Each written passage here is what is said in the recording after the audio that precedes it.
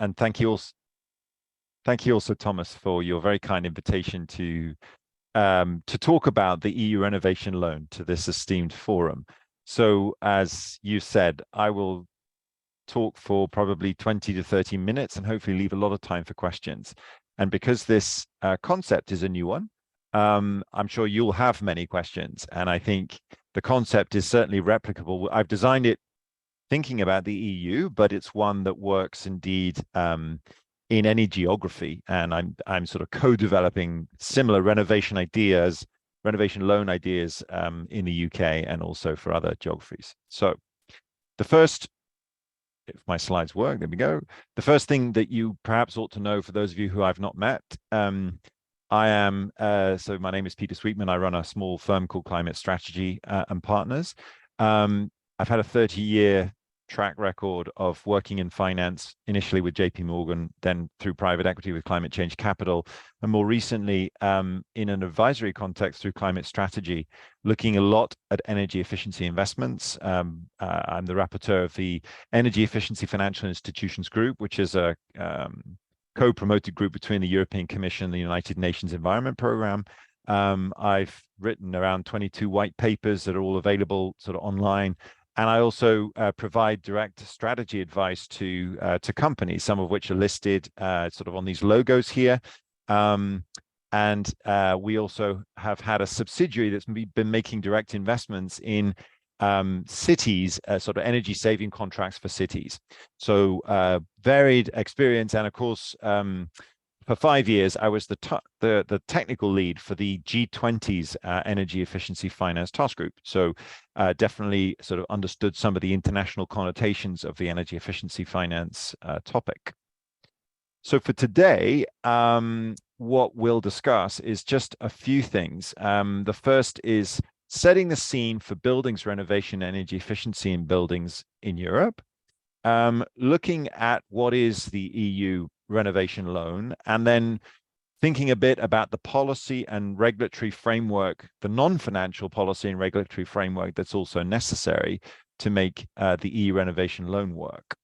So very quickly, for those of you not based in Europe, a few very sort of important statistics really to start off with.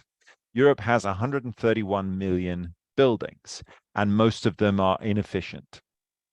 Buildings, of course, have a very long useful life. They use around 40% of our energy footprint. Most of buildings' heat comes from burning fossil fuels in Europe, and nothing technically prevents more efficient buildings. 9% of buildings have some renovation each year. That's a very broad brush figure. So that could be anything from painting the front door to insulating the boiler. 1% of those renovations impact energy performance, so that would be insulating the boiler, and 0.2% of those renovations or of those buildings optimize for energy efficiency. So that means doing the maximum amount that's cost effective to make your building as efficient as possible. So the other important thing is understanding how buildings are owned and financed. So with respect to residential buildings, first of all, they're worth approximately 17 trillion euros. 70% of Europeans live in a home that they own. And the mortgages or the debt that's typically against homes is worth, let's say, up to 7 trillion. So that means if you subtract the 7 trillion of debt from the 17 trillion of value, there is 10 trillion of what I'm going to call home equity that's stored in the value of those homes. People ask how many homes are in the public domain. The answer is around 8% of homes, or 21 million of them, are publicly owned. So 92% are privately owned. And another statistic that just interesting, 15% of European households also own a second home. So when we thought about the EU Renovation Wave, we looked at the 100 million residential buildings. 70% of them, as I just mentioned, are owned by their occupants. So that brings down to 70 million. And then taking away the ones that are secondary homes or unoccupied, you get to around 50 million that are owned occupied and primary homes. And these are the ones that I think we could address through an EU renovation loan. Quickly, before we get to that, what are consumer attitudes to renovation and funding of renovation? Well, the International Union of Property Owners surveyed its members and discovered that 44% don't renovate because they don't think they need it. Again, pretty fair dues, no? But 44% don't have the funds to renovate. So they don't think about renovating because it's just immediately, okay, so we don't have the money, so we can't do anything, period. And below 10%, as a reference, saw lack of information or lack of qualified services as a barrier. So what that means is 4 times the number of people don't renovate because they don't have the money versus the ones that are frightened about not knowing what to do. Then in our report, and one of my colleagues, Mauricio, is going to put the links to some of the underlying work that I referred to as we go along in the chat, so you can also have reference to that.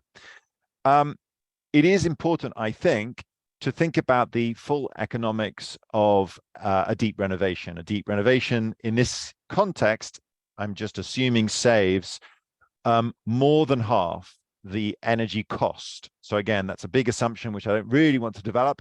But for the purposes of making these numbers, we assume you do a deep renovation and the energy costs that you save going forwards over the next 30 years are present valued at 3% discount rate.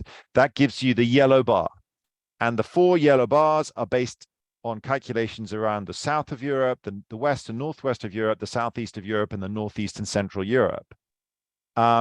Then the green bar is the 5% green premium. There is some research which I helped put together on behalf of the Energy Efficiency Financial Institutions Group that shows that when you renovate a building and improve its energy efficiency, its value goes up.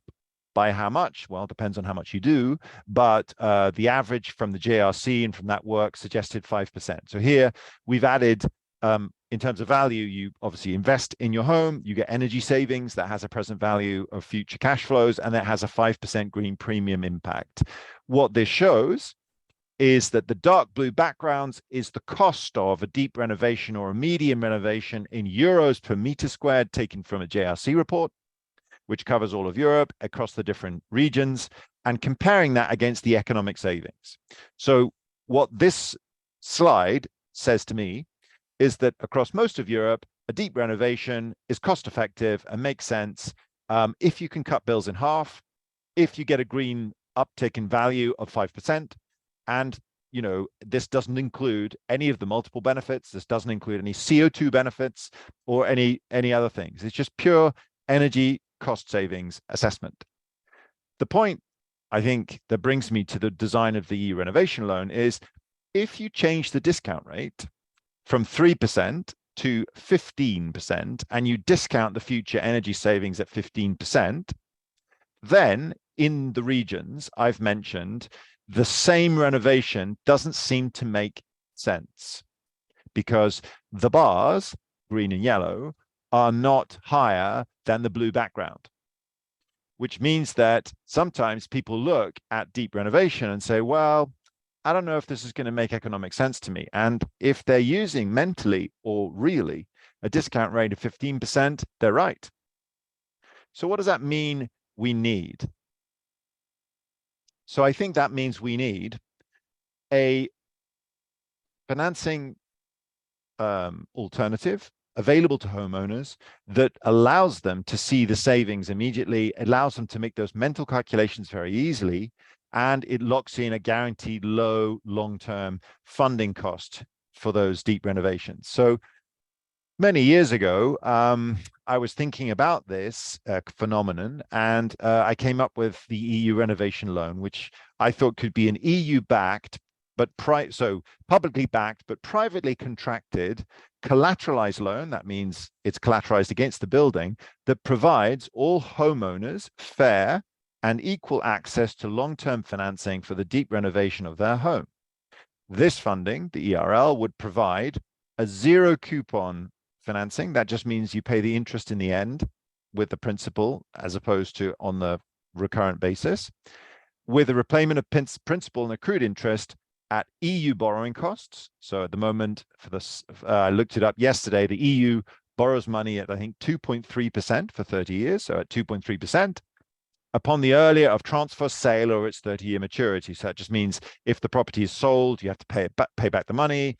If it's transferred to an inheritance, for example, you pay back the money. Or if 30 years are up, you pay back the money and the interest.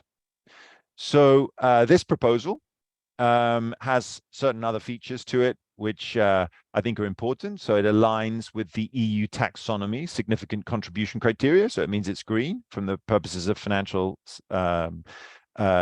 considerations. It has a zero coupon structure, which means that clients don't make cash repayments until the property is sold or transferred, which just means any energy cash flow savings that you make drop immediately to your bottom line. So as soon as your energy bills go down, you will see the cash flow benefit in that year. So you won't have to mentally be constantly balancing up the cash costs of borrowing the money with the cash savings from the energy that you've saved, especially in an environment where you don't know what the energy price is going to be, sometimes high, sometimes low. So the borrowing is capped at the home value, so you can't borrow more than your home is worth. The collateral that your home provides to the ERL is second to the first mortgage, meaning that you don't take a preferred claim on the home away from any existing bank that's already got a mortgage. So it's junior to the existing mortgage. There is it benefits from an EU guarantee. That's the thing that that's the thing that creates the fairness. So if you have an EU guarantee, then irrespective of your personal or your family's credit standing, you can achieve the same interest rate cost because the EU is standing behind it. The interest rate level, as I mentioned, would be at 2.3% if this transaction was done today. And it is supported for banks to enable banks to be involved and lenders to be involved. Then the ECB, in this case, would provide a program to give liquidity to the banks that extend these loans. So going back to the figures of the EU Renovation Loan, there are 35 million Europeans that need 235 billion euros annually if the Renovation Wave is going to renovate those 35 million homes by 2050. By 2030. So sorry, it's on a track but the 35 million homes need to be renovated by 2030. So we need to double the rate of buildings renovation, and we need to multiply by 10 those in undertaking deep renovations, and that will deliver the EU Renovation Wave. I think that this EU Renovation Loan is the only instrument that I know that has the scale that can be delivered by thousands of EU lenders to millions of clients each year. So there are lots of instruments out there, and I'm sure you're very familiar with many of them, but they're all subscale. If you ask me, the EU Renovation Loan has the ability to jump straight to EU Renovation Wave scale.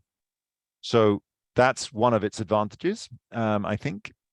The other advantage is that I think it specifically enables elderly, home equity rich couples and families and individuals who cannot get a mortgage because they're too old. They don't qualify for a mortgage, and they may be living on limited income, but they do own a home.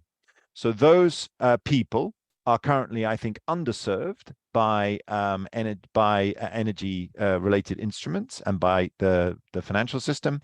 And of course, young couples with a mortgage, a lot of debt, but no savings. So that is the other underserved population that the EU Renovation Loan would address. There's a few pieces of it which I think are important. One thing is important to realize, that when you borrow, let's say 20,000 is just an example amount for a typical Central and Eastern European flat, let's say of 100 square meters. You may require 20,000 euros for that. The exponential nature of a zero coupon instrument, so when you don't pay interest for 30 years, the interest rolls up and up and up. So if it rolls up at 1%, you pay back just 28,000 after 30 years. If it rolls up at 2%, you're paying back close to 35,000, and so on, as this chart here shows. If it rolls up at 4%, you're paying back close to 70,000. So borrow 20, pay back 70. Sounds high, is high, but that's what happens to the power of compounding interest rates. So there is suggestion that we must make sure that the ERR rate is always going to be in line with or below inflation, so that essentially the value of the property is going up at the same speed notionally as your borrowing is. So the use of a guarantee provides high budgetary efficiency. So that means that as a member state or as a guarantor provider, you can get much more guarantee, or you can cover much more instruments if this through the use of a guarantee than you can through the use of grants, which has been a traditional mechanism to promote renovation, of course. Rough numbers, I think you can do 100% more energy efficiency. Sorry, 100 times more energy efficiency financing using a guarantee than you can using grants. So it's not just a little bit more powerful, it's actually a lot more powerful.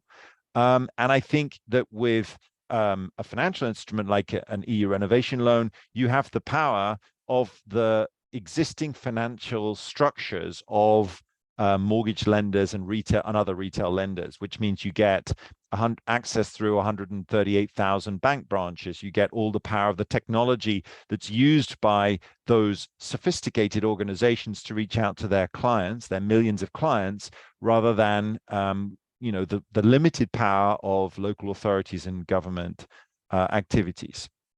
So finally, and in summary, the institutional relationships are very important. There needs to be an EU guarantee. That needs to be modeled on something like the InvestEU portfolio guarantee, which already exists, that can cover the lenders so that the lenders can provide equal terms to all types of borrowers. And the ECB needs to provide liquidity so that the lenders can offer this new innovative structure, zero coupon. From the lender's perspective, terribly important. Why would a bank be interested to do this? The answer is they can make fees on the distribution of the ERL. So that means for the processing administration that is needed to make sure that the customers sign the forms and that the property is correct and that the performance criterion are met. It requires people to explain and marketing and all the other things that financial institutions do. And so therefore that needs to be covered by fees. And then it would also allow them to provide this extra money to green their existing mortgages. So you can imagine a situation where a financial institution has a client that has a very low performing building, a G energy performance contract building. They need 20,000 to make it into a B. And by so doing, that means that the underlying mortgage is also a green mortgage. It becomes green because the asset has just become efficient and it's been renovated through the provision of an ERL. There are things that look a bit like this in the market. They're not exactly the same, but they have aspects that are similar. So the zero interest eco loans, the eco PTZs in France, KfW's promotional support for energy efficiency in residential buildings in Europe, not zero coupon, but fairly low cost. And Italy's eco bonus program, which is about tradable tax benefits, but it's a multi-purpose vehicle of similar nature. So the final section is what policy environment is necessary to ensure that the ERL, the financing, can work. I think the answer to that is partially the Energy Efficiency Directive, the Energy Performance in Buildings Directive, and the Mortgage Credit Directive, which are three European pieces of legislation, need to ensure that member states are training and skilling project managers who understand and can execute energy renovation projects, that are making sure that the data, the energy data in energy performance certificates, and that can be increasingly provided by smart meters, works and is available to renovators and the renovation supply chains, and that there are certification schemes similar to the German one, where homeowners can select from trusted renovation contractors. That would provide, I think, a growing market for the ERLs to fund the renovations, and that's a sort of positive spiral, in my opinion, meaning you upskill the workforce, you provide the financing, more renovations are done, more workers are needed, more training is provided, more certifications are provided, and the renovation wave is delivered. People have asked me before, how many renovation project managers do we need in Europe? I calculate we need 350,000. So that number is considerably more than there is today. Germany has a network of 13,000. They are able to prepare technical projects. They can arrange financing. They are co-signing the loans. They are independent in Germany. We need this concept of a qualified renovation project manager who can deliver 35 million building units renovated over the next 8 years. And by my calculations, if their renovation project managers can do 10 projects a year, we would need 350,000 of them working to deliver this. It sounds like a big number, but given that there are 138,000 bank branches in the EU, that just means each bank branch would have to know and train or identify 3 project managers. So when you look at big numbers and you divide them by other big numbers, they come to small numbers. And that's the point of the power of working with retail banks. Last week, on February the 9th, the ITRE Committee of the European Parliament adopted the amended European Performance of Buildings Directive. And in Article 46A, I'm delighted to see that they are calling for an EU renovation loan.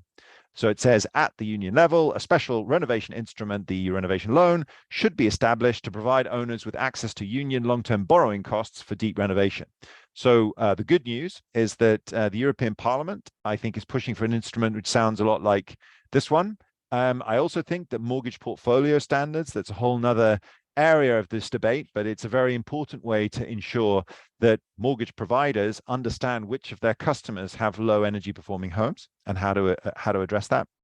And I think the combination of the EU renovation loan as the carrot and the mortgage portfolio standard as the tool would facilitate minimum energy performance standards, which is the other component which also is embedded inside the EU regulations.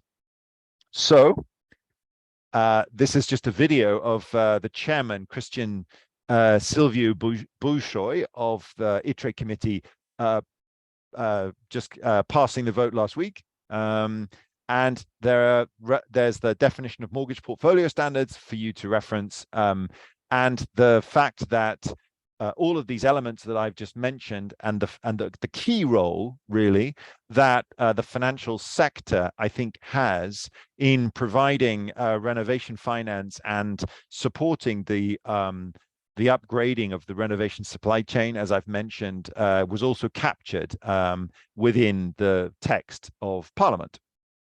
And I think also we can develop, but one other thing that is also mentioned in that text is the Commission and the role potentially for the EIB as a potential guarantor. So just to close and to finish the regulatory section of this presentation, in Annex 2, which is right at the back of the Energy Performance in Buildings Directive, there's also a recommendation that member states, when they're preparing their national building renovation plans, consider private investments and include energy efficiency loans, mortgages, and bond issuance and financing mechanisms in their plans. So all of that, I think, brings us to a conclusion, which is, I think, for me, these 6 things. The first is we are far away from the annual deep renovation target that's been called for by the union, 3.5 million deep renovations. We do need to tap into the value of the properties to renovate them. And that's equal to 10 trillion. So people say, where are the trillions? Well, the answer is they're in our homes currently, the 10 trillion.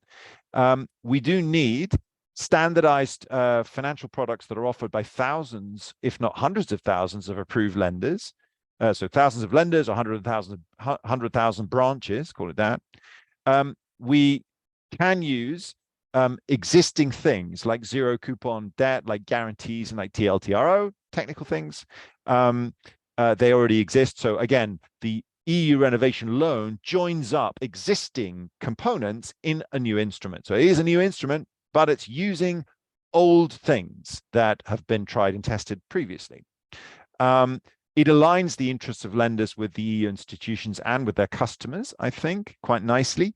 And it also provides confidence to member states who are worried that there isn't enough financing, and that who are also worried that if they train and engage project managers and they boost the public investment to renovation supply chains, where the project's going to come from. Well, the answer is the 44% of people who own homes who are worried that they can't renovate because they don't have the money. That would be the answer to where the projects are. So here, this is my last slide. Here are the 4 actions that I'm currently working on with my team. And I'd be delighted if any of you here would like to sort of help me call for these things. The first is, I want a technical task force to contain some senior members of the relevant EU institutions to deliver a blueprint. So that's a sort of the internal baseball version of what needs to happen now to make policymakers understand all this better. Obviously, I'm just giving you the headlines. There's a lot of detailed work that needs to be done behind the scenes by that task force. We need to have the final Fit for 55 package, especially the EPBD, which are driving this ERL facilitation framework that I've just described to you. I can see the dotted line now, thanks to the ITRI vote last week. And I think that the trilogue discussions are going to need to be very much supportive of those mechanisms to get this into law. Then retail lenders, I think, will need to urgently address their mortgage portfolios to see what climate risks there are there and how they can support their customers to renovate and to save energy, of course. And saving energy from a customer's perspective makes you a better credit.